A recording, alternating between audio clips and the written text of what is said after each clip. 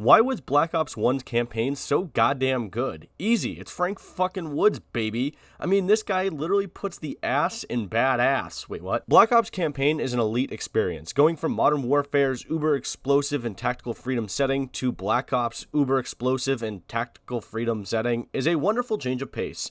The game takes place during the years of 1961 and 1968, and if you don't know anything special that happened during this time, well, guess what? The people who lived through it, they don't either. Thanks, marijuana. Say no to drugs. The story can be a bit confusing. It has a lot to do with numbers and one man's ability to overcome brainwashing done by the Russians. Apparently, that aspect was a real thing with the Russians brainwashing people and keeping them as sleeper agents around the world, which is kind of, I guess, neat. But they would have them do various different things that weren't very good, and, you know, that was their way of doing things back then during the Cold War. The game also features 3 very well-known actors. Ed Harris, best known for his role in the Nicolas Cage biopic National Treasure, or Westworld for you losers out there. Also Ice Cube, notable movie Angry Man and former member of the rap group NWA, which stands for... And you can't forget Gary Oldman is back, you know, the guy that voices Reznov. Shoot! No! Again! Dmitri, you cheat death. I've died in Berlin. Instead of just dick riding the campaign in one big video without some structure, I've decided to dick ride the campaign in one big video with some structure because obvious reasons, money and views, because You know I love that shit! Operation 40. Woods, Ice Cube, Mason, and your boy Carlos are tasked with assassinating Fidel Castro during the Bay of Pigs. For you history buffs out there, you probably know how this event went. Spoilers, it failed miserably. Woods, Ice Cube, and Mason make their way through a plantation where they inevitably breach and clear a few rooms, where they eventually assassinate Fidel Castro and presumably his mistress, who was actually used as a meat shield. What an asshole. The manor comes under some sort of bombardment from presumably the Navy because of how trigger happy those fuckers are. Woods, Mason, Ice Cube, and Carlos board a plane to escape while Mason takes everyone out with an infinite ammo M60. Plot twist, Mason uses an AA gun to help clear a path for the fleeing Carlos, Woods, and Ice Cube, which then leads to Mason being captured, revealing the real Fidel Castro is alive. Shocking plot twist. Vorkuta. Remember when Hopper tried to escape that Russian prison in Season 4 of Stranger Things?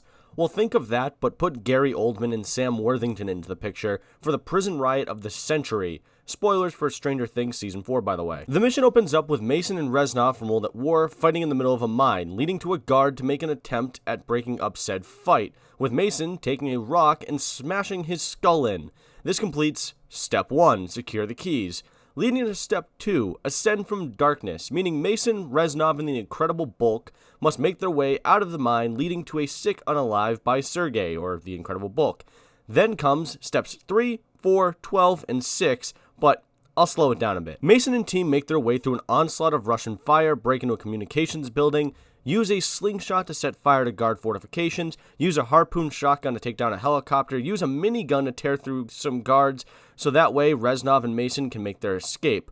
What the fuck did you do today? Reznov and Mason make said escape with some confiscated motorcycles, which later leads to Mason boarding a train without Reznov, who is presumably unalived. USSD. Mason, now back stateside, makes his way to the Pentagon for a visit with none other than JFK. During this walkthrough and meeting, we are led to believe a bit of freaky mind stuff is going on with Mason, holding him back to do pretty much anything. And it also kind of gives you this idea that he may have killed JFK, who knows. I will have you know that I watched the entirety of We're All in This Together by the High School Musical cast just while I was watching this cutscene, because it really doesn't matter. I mean, there's probably some stuff leading you to believe that the Pentagon was infiltrated by some sleeper agents themselves, but who cares? Executive order. Mason, Woods, Bowman, and some dude named Weaver, not Sigori, have to stop a missile launch in Russia. Weaver in the process is compromised, tortured, and loses an eye. Woods, Mason, and Bowman make their way to Weaver. Mason does his best impression of Hawkeye from Avengers and uses a crossbow to thin the herd and zipline to Weaver's location. Once freed, Mason, Woods, Bowman, spoilers, and One-Eyed Weaver make their way to the control station to stop the launch. This, well, fails, shockingly, because they need something badass to happen. Using a guided missile launcher and the inspiration from Tom Brady's texts, Mason takes down the missile, causing it to fall back down to Earth and wreak havoc on the area. Now making their way to safety, the priority is eliminating Kurchenko. After fighting an onslaught of Russian troops doing barrel rolls, Mason, by the end of the mission, will start going through some sort of withdrawals, remembering how him, Woods, Ice Cube, and One-Eyed Weaver unalived Kurchenko. Spoilers, They didn't. SOG. Pro tip, don't tell people that they look like hammered shit in public. It can result in bodily harm, and in some cases, mental anguish. The mission opens up with Mason and Ed Harris in a tent, not sure why. As they exit, they see Woods looking badass coming in on a Huey helicopter. When Ed Harris introduces himself, Woods hits him with some straight disrespect, moving towards the Jeep. It gets hit with Ed Harris being presumably wounded, forcing Mason to drag him to the bunker. What a bro. With Quezon now under siege, this forces Mason, Hudson, and Woods to assist in the defense of the base to prevent NVA forces from taking it over. You'll find yourself fighting in the trenches, which are slowly becoming more and more overrun. Through the power of sheer willpower, napalm, and inspiring text from Tom Brady, Woods, Mason, and Hudson succeed in the defense of Quezon, while also linking up with Bowman, who also just shows some straight disrespect towards Hudson. Sorry, spoilers. The Defector. The SOG must fight their way through the streets of Hue City to locate someone known as the Defector. Woods and Mason attempt to infiltrate the Defector's location via helicopter, which is shot down, causing Woods and Mason to make their way through the building littered with NVA forces. Luckily for you, Mason receives a Spaz 12 shotgun with Dragon Breath rounds. That provides more flame than my comment section. Hey. As Woods and Mason make their way through the building, committing what should be war crimes, they come across the Defector, who is revealed to be Viktor Reznov. Once they make their way outside, Mason will be able to utilize a helicopter to clear the city streets, which is eventually shot down. Eventually, they reach the extraction where only the wounded are leaving first, leaving Woods, Mason, Ice Cube, and Reznov to defend their location until their extraction arrives. Extraction arrives, everyone escapes, and Woods gets a badass escape while the city is napalmed or something, who cares. Numbers. Ed Harris and Weaver travel to Kowloon in search of a man named Clark, seeing he has knowledge of the Nova 6 program and Steiner. Clark, a man who is sexually driven by domination, has Hudson and Weaver torture him for information as to where the Nova 6 facility is or something. Go ahead, you play this mission, you tell me Clark doesn't seem like some sort of creep. As soon as Clark starts to reveal information, Spetsnaz soldiers equipped with the aim of stormtroopers roll in, hitting one of the Nova 6 tanks, flooding the entire room with gas, forcing Ed Harris, Weaver, and Clark to flee. As they work to get away from the apartment, they encounter more Spetsnaz who are forcing themselves into buildings to find the thruple, which need to be disposed of. After a bit of parkour, kind of like that scene from The Office. Parkour! Parkour! Parkour! I'm right behind you, Andy! Come on! Yeah! Clark reveals one of his many weapon caches, making him the English version of a Texan who believes his American right is to own a Barrett 50 cal, while on Sundays probably watching a football game going, I used to just love when Barry Sanders used to hand the ball off to the ref, no showboating. When will any of these Barrett 50 cals that you own come in handy? Who knows? After more fighting, cache discoveries, and an apartment explosion, Hudson, Weaver, and Clark do more parkour, which leads to Clark being killed, and Hudson and Weaver traveling to some shithole in the Alps. Project Nova. If you thought Shepard no-scoping Ghost was the biggest betrayal in video games, spoilers, let me introduce you to the mission that will turn you into the John Bernthal meme. No! Wait!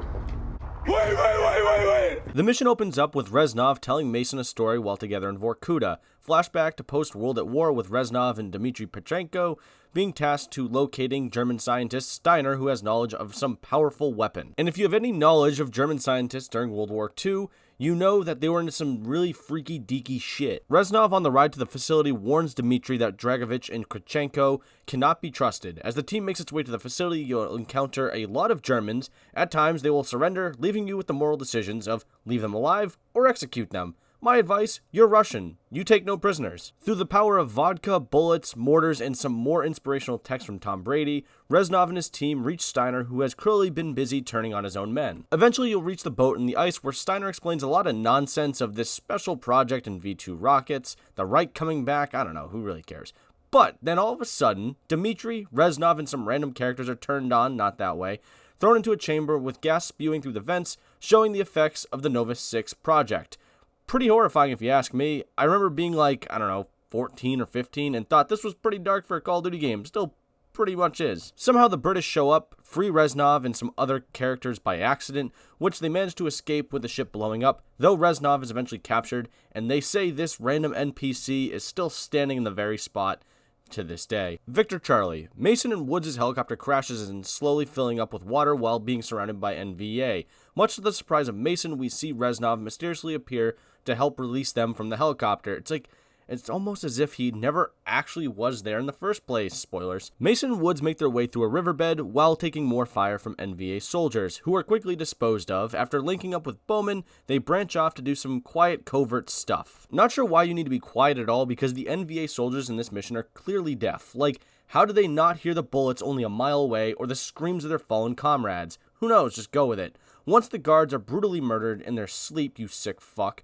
Mason plants some charges and advances to some village. The charges are set off, more fighting happens, and then freedom flies over your head, causing more fighting to happen, leading to Mason, Woods, and Bowman to discover a rat tunnel. If you don't know what a tunnel rat is, let me inform you. During Vietnam, US soldiers would find vast networks of tunnels that could span for God knows how far. So, one soldier's literal job would be to travel through these tunnels finding NVA soldiers and whatnot, equipped with a pistol and a flashlight, meaning your job doesn't suck nearly as much as these guys did, so stop complaining. Speaking of tunnels, Mason enters the tunnel with a guy named Swift. Mason nearly shoots Reznov. Swift, surprised, asked what's wrong with him, but then is killed by a hidden NVA soldier. Mason, now alone, meets up with Reznov further in the tunnel, to which they uncover Kurchenko had been there at some point but rigged the tunnels to explode, with Mason and Reznov barely escaping with some information. Crash site. Woods, Mason, Ice Cube, and Reznov use a boat armed with rockets. As they travel down the river, they weaken NVA and Russian defenses. Once done, they will arrive at a crashed airplane filled with Nova 6 gas. You're ambushed by NVA troops, who are now getting a surprise cameo from the Russians, which leads to Mason, Woods, and Bowman repelling more waves of troops to then have the plane get knocked down and everyone being captured. Nothing really worth making fun of happens here, but you can listen to the Rolling Stones, which is pretty neat. WMD. Use a Blackbird to direct Ed Harris's team to some Russian NSA listening post or something. As you progress towards the listening post, you encounter various patrols, which require some lip smack disposing. Ed Harris and team do some sick repel, breach, and clear stuff. This guy gets yeeted off a walkway where he basically gets his back blown out. No offense to 2022 Tom Brady. Play better, you asshole. From there, you'll advance to the actual listening post, dispose of more guards, disrupt something, who really cares, and an avalanche will occur, which this guy just falls to his death. I think his name was Harris, which is oddly enough. Ed Harris, Weaver, and this guy reach where they believe Steiner to be, but instead he reveals that he's actually at Rebirth Island, causing the team to flee and head to Rebirth Island. Basically, this entire mission exists for this to happen. Scouts on the ridgeline. We do this quiet, Mason. Yeah, you're the expert in quiet. I'm a goddamn onion, Mason. Payback. Having been captured by Dragovich and Kurchenko, Woods, Mason, and Ice Cube are imprisoned in a Vietnamese prison. Mason is selected to play a friendly game of Russian roulette with Ice Cube, and if you don't really know what that is, well, fuck! Except in some situations, there's a bullet and a bang. Ice Cube is bludgeoned to death, with Mason's voice actor Sam Worthington's Australian accent coming out. You fucking son of a bitch! You also get to fly an Apache helicopter, proving the point. Nothing is more powerful than a young boy's wish. Except an Apache helicopter. An Apache helicopter has machine guns and missiles. It is an unbelievably impressive complement of weaponry. An absolute death machine. Oh, by the way, Kurchenko and Woods get into some fight which leads to both possibly dying from an explosion, but they end up both coming back for Black Ops 2. Spoilers.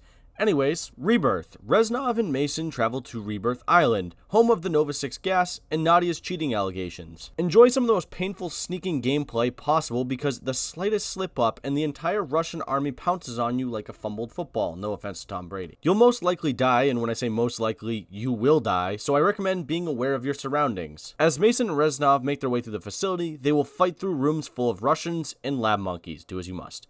Eventually, they reach Steiner, where Reznov reminds Steiner of who he is and that he's there to unalive him. Cut to a separate section from Hudson and Weaver's perspective, where they fight Russians in gas-filled streets, where they find Mason, not Reznov, being the one to kill Steiner. Plot twist, and spoilers, Reznov wasn't real, at least for the most part. Revelations. Fun fact, this mission was designed to be part of Call of Duty's Say No to Drugs campaign. Did it work? No, but I still say no to drugs. Everything comes to a head as it's clear the interrogators have been unsuccessful to use Mason to decode the numbers. The interrogators are revealed to be Ed Harris and Weaver.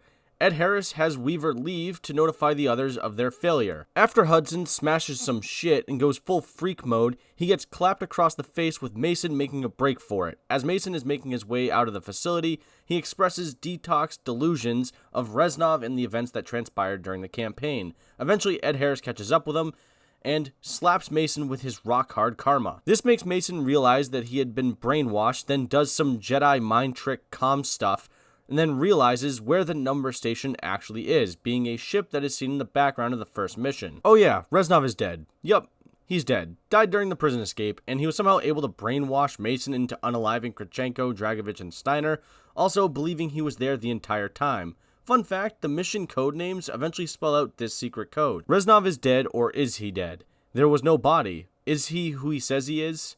That's a pretty cool little, you don't care. Redemption. Ed Harris, Weaver, Mason, and a bunch of cannon fodder book it to the number station in the Gulf of Mexico to stop the broadcast and hopefully unalive Dragovich.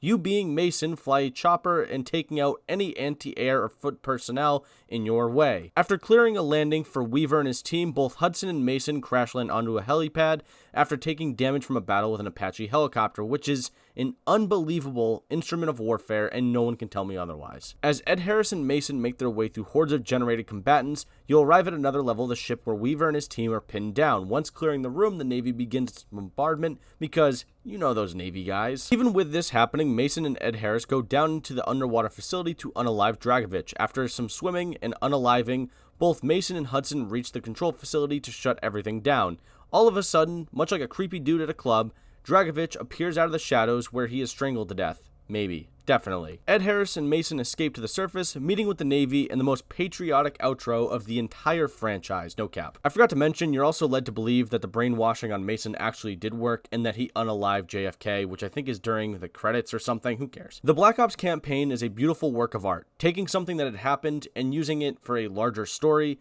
crafting great missions, characters, and hilarious natural interactions between said characters makes Black Ops campaign one of the best, if not the best Call of Duty campaign ever.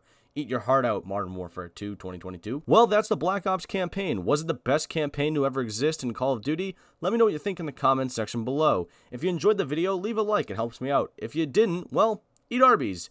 Be sure to subscribe if you enjoyed it just enough, or else MILF Hunter Wilson will end up finding you. Thanks for watching, and well,